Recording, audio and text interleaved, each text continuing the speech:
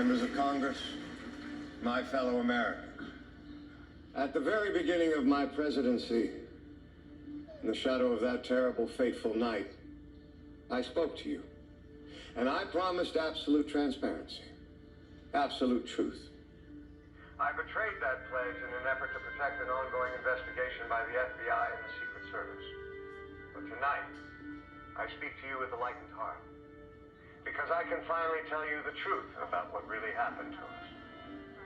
A recent article written by one of our nation's most respected journalists was correct.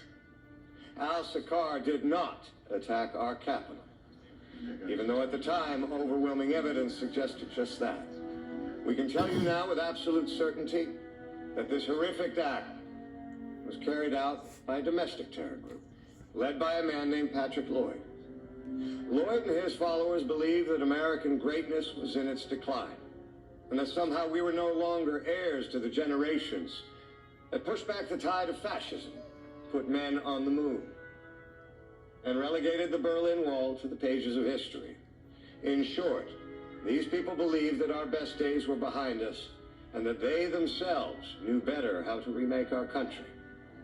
They were wrong. In every possible way. They debased the American dream and disrespected the incredible sacrifices made by so many to build and sustain our nation. And even though the fabric of America may have been frayed by their violence and hatred, I stand here rejoicing in the fact that it was never torn. In a time of unprecedented fear, we did not abandon one another, nor did we abandon our ideals, our sense of community, our commonalities. From the first responders who answered the call, racing into the flames when tragedy struck, to the men and women who fulfilled their civic duties by casting their ballots even under the threat of attack, our better angels have shined through. Now, I know that there are times when our country appears to be divided, but I have seen the one thing that will bind us together forever. Love. Love of country. Love of hope.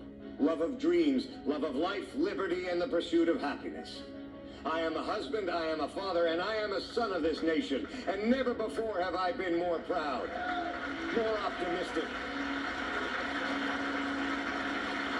And I do not need you to tell me that you feel the same way too, because I can see it in your eyes and hear it in your hearts. As St. Paul admonished us, let us not be overcome by evil, but overcome evil with good.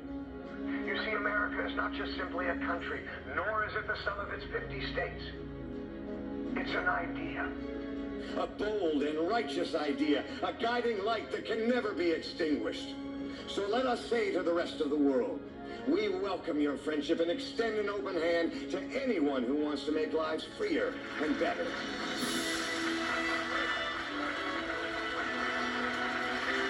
Who opposes, I can only simply warn you, your days are numbered, for our time has come. I say it again, our time has come.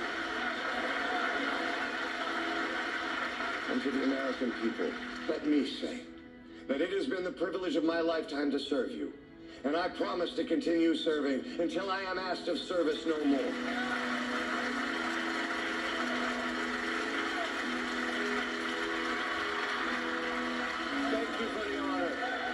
God bless you, and God bless the United States of America.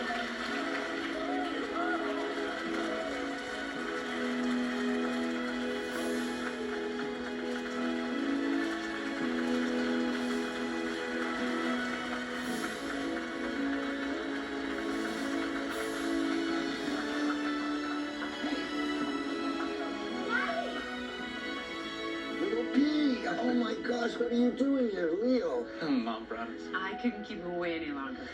Oh my gosh, I missed you so much. You look so pretty.